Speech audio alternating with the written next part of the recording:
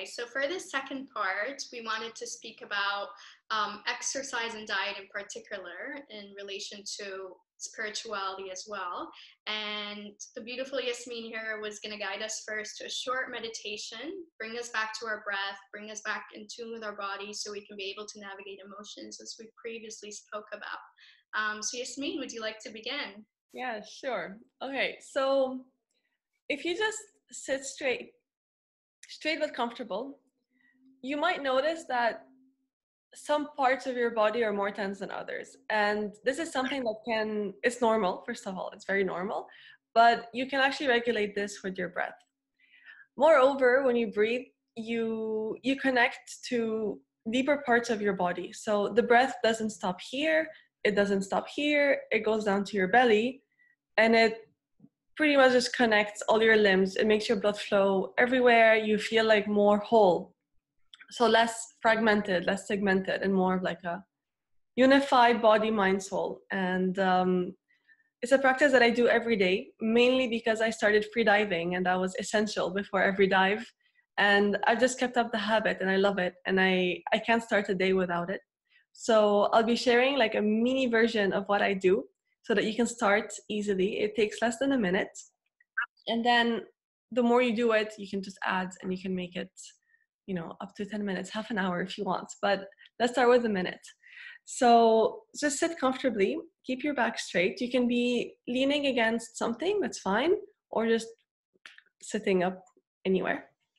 And the first thing we'll do is, it's called the alternate nostril breath. So once on the right, once on the left, or more. I like to do more personally, but I like to give you the options as well. So what we're going to do is 6 on the left side, 6 on the right side. So if you want to start, Salma. And we're going to do quick breath. So it's like exhale, exhale, exhale, exhale, exhale. So go ahead, 6 on the left. And you want to hear it, actually, that's the purpose. And then 6 on the right. And we're going to repeat that process 2 more times.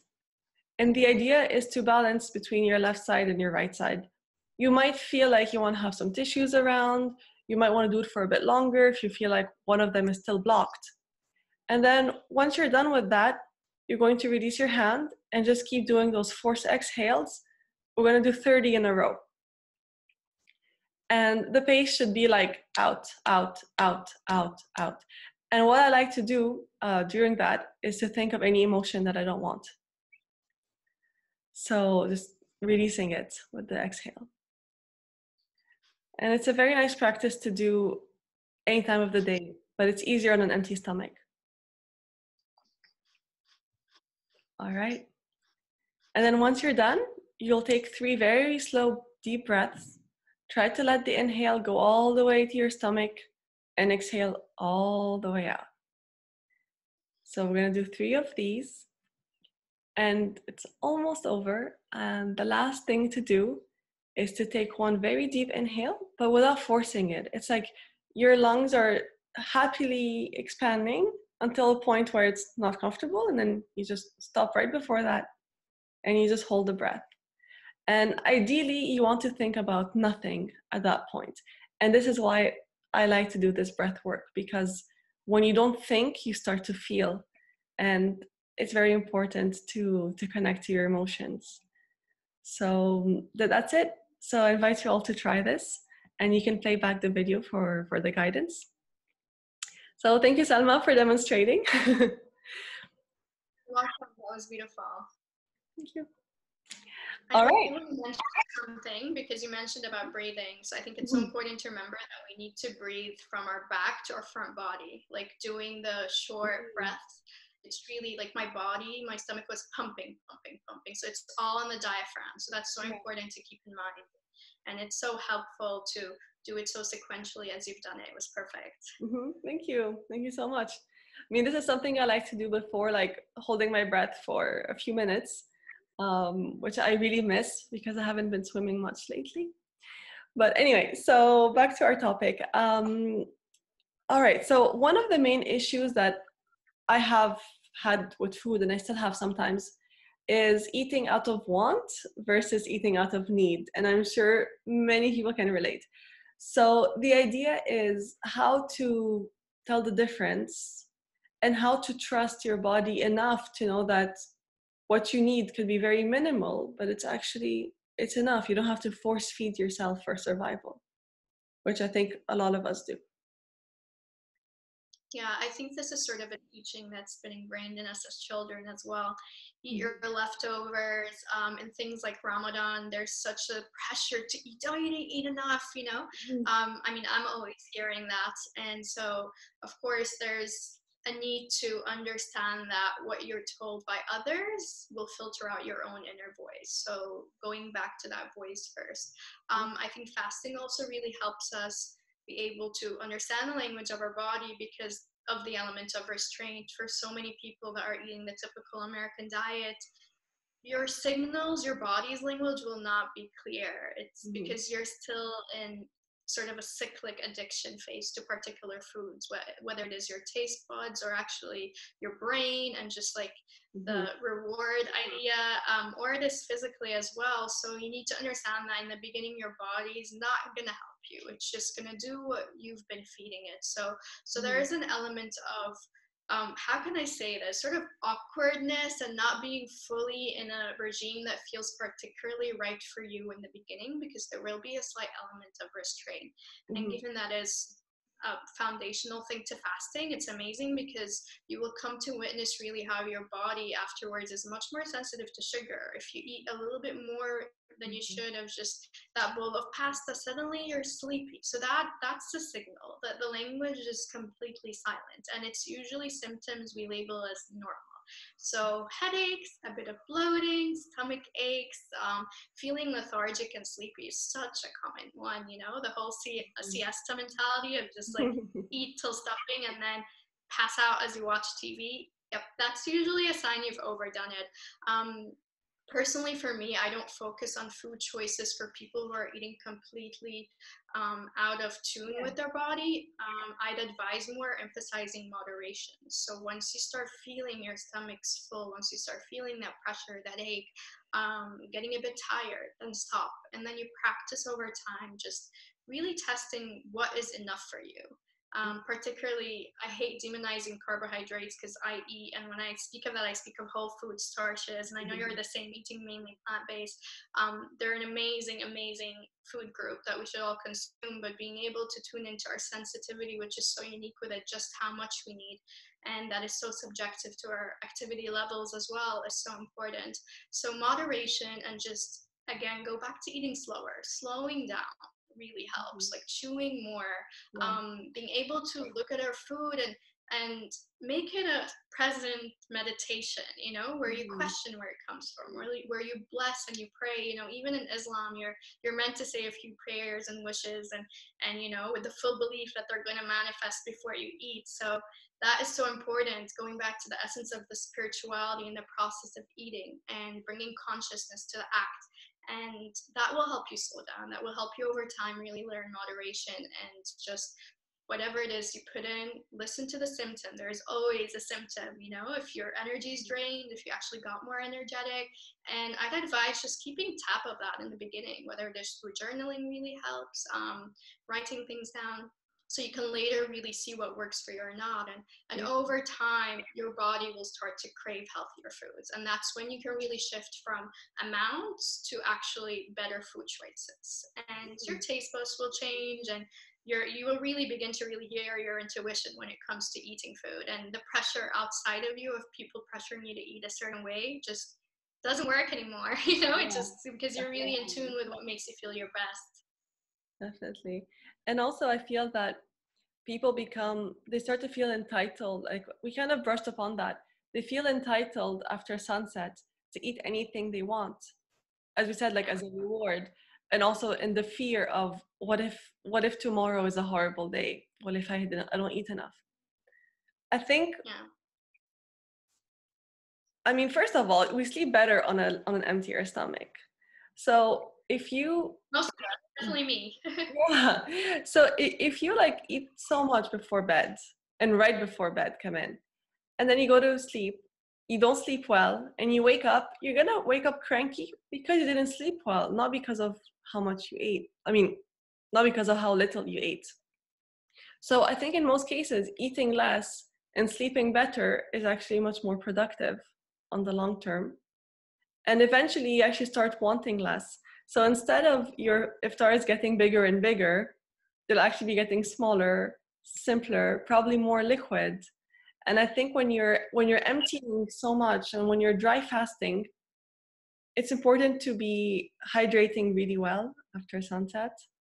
And so many foods are naturally drying and dehydrating, whether it's excessive salt, excessive like bread and crunch, or excessive sugar. So would you like to add Yes, something about? that's a beautiful point because I see a lot of people too that are aiming for weight loss in this month. They drink a lot of water, and then when it comes to actually eating, they're not eating enough. And the point that you said is amazing because exactly you can get water from food, and that is the food you need to be eating, especially in the months of fasting. Um, so you can have like even half a glass of water is enough, but then eat the hydrating foods such as vegetables or fruits and cooking them lightly as well, not overcooking them to take out the moisture. And so that is really important, and that does help you feel a lot more satiated throughout the day because really what we really need to function best are minerals, and most of them are in Yeah. the fruits and veg and in the water they consume and digest for us. So that is a beautiful point indeed. And I think for people who are able to do it, that is to wake up and pray the Fajr or before that eat a bit and go back to sleep. If that works for you, Mhm. great. I usually advise focusing more on, of course, vegetables as always, but also protein and fat, and not eating what would make you excessively hungry the next day is so important. So of course, if you eat sugar, you're gonna crave a lot more hydration and water, as well as just cause blood sugar issues throughout your fasting day. Mhm. Same thing with too much salt, particularly fried foods.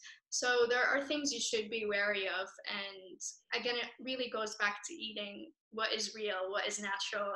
It baffles me that people have lost the idea and the perception of what is food. But I think this is the beautiful thing about fasting. It brings back to what is natural. Mhm. So what would be like a one meal that you think is balancing for you when you're fasting? I mean, personally, I always start with something liquid. So I'm, I think it's much easier to Mhm. press like cold press juice, or that is to blend up a smoothie with 6 cups of spinach, then, and I don't know how many stalks of celery and veg than it is to constantly munch on them. So I do like to take it into liquid, but again, even doing that, I chew because even smoothies should be chewed, and just like being able to begin that digestion in the mouth as we should. And then usually I wait around half an hour to an hour and I eat a meal. And that is generally whatever I feel like eating. I'm not that strict anymore, but Mhm. there's always an element of vegetables. I usually, I could say I'd eat a salad and then later on another meal, but I have not been hungry at all lately. So I just have that liquid in one meal and that is it for me. And most people are kind of amazed that I'm not losing any weight. And this is what I mean, that you take in energy from other forms and you don't, the weight doesn't budge. For me, fasting is all about trying to maintain, but I'm not hungry because I'm consuming in other forms that may not be necessarily matter. And so usually I cook a lot of Asian, so let's say I'd have like rice noodles or sweet potato noodles with some vegetables. Mainly I eat plant-based, but then once or twice a week I will have a piece of fish or so on. And that would be it for me. I'm really not much of an eater for iftar. And I'm the same in terms of like food choices. I think for me, what works now is also like a cold pressed juice, a fruit, and then wait a bit, and then I would have maybe some cooked greens and eggs, maybe some baked sweet potato. There's something very grounding, yeah, very green, and but I think the warmth is important because I used to get very bloated from raw foods, and yeah. my balance is my balancing point is very very sensitive. But right now with the change of weather, I feel like it's not summer yet, so I still need that warmth in my food. And I think a lot of us would be a lot less bloated and frustrated about it if we just gave our bodies that extra energy to digest. I agree. I think I crave warm foods too, especially that with fasting, blood sugar tends to lower and blood pressure. And for many of us, we get a little bit cold. I definitely do. So even when I have a smoothie or a juice, it's always room temperature. That's even better for your digestion. And then afterwards, I try to up nutrients. The more nutrients you put in, the more calories. I don't count them, but I feel good that the more calories, because then you ultimately eat less. That's what your body's craving. It's the nutrients. So yeah, so that's a great way to do it. Yes, I think so. And being so in tune with the cold and the hot and the weather and what we need. It's not summer yet at all. I think there's a lot of inconsistent weather right now, and tuning into what you need for the season is so important. Yeah, and I think it also relates well to exercise in the sense of not to overheat, but to exercise in a way that is sustainable and moderate, and that generates heat, but it also maintains it, so that you're not giving yourself that, like ups and downs of hot and cold and hot and cold, and then you exercise more, so you feel like you need to eat more. But as you said, it's a time to just like maintain. It's definitely not a time for growth. It's not a time to compete. It's just a time for seeing yourself as you are and seeing what needs to be changed without judging yourself, without judging others, definitely, and to take care of yourself from a place of love. Yes, yes. In a And it's nutshell. important that you mentioned too cardio, because for one, I love running. I love the runner's high, but running absolutely messes with my hunger cues. Like it just does. It's the one form of exercise that really shoots my hunger up the roof in a way that is not so manageable. So being in tune with that, like remembering that the majority of the equation of health and well-being is the foods you eat.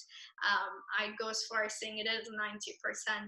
And when you do train, it really doesn't matter when you do it, just when it suits you. Some people need some food in their system, others can, lower the intensity and do it without need for even hydration. But I think cardio, since so many people turn to it, it's the one thing I would not advise during fasting. Just that mindless, constantly going around. That's not really the smartest, but to focus more on, again, restorative movement. On yoga would be great. Meditation, as we said, believe it or not, is active. It is an exercise. And as well as just strength training too, just keeping it shorter in terms of duration and lowering the intensity would be great as well. Yeah. Great. So I think we've wrapped it up pretty much. I invite anyone to just write a comment with a question. If you feel like your question is a bit personal, you can also message me or Salma. I'll be putting our like social media tags in the description. So feel free to just also approach us, men, women alike. So thank you so much for listening. It's been a pleasure bringing this out, and hopefully more videos to come. And thank you, Selma, for your time. Thank you, Yasmin. Thank you for making it happen. This was a great conversation and happy to have it. And thank you, everyone, for tuning in.